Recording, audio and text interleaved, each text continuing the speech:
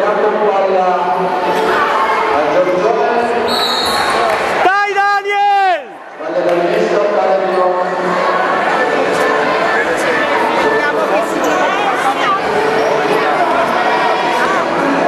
Minuto 15, il vantaggio Giorgione 8-5.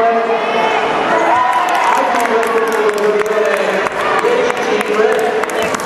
A 8 l'esame finale terza media maschile. Finale di terza media maschile Paglia Sultana del 2013.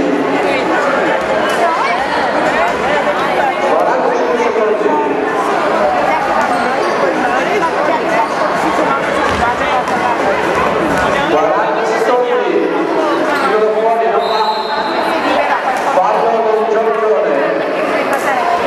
Rimessa del Susagana, 30 secondi, siamo al 10-5, tiro da fuori, vai di testa.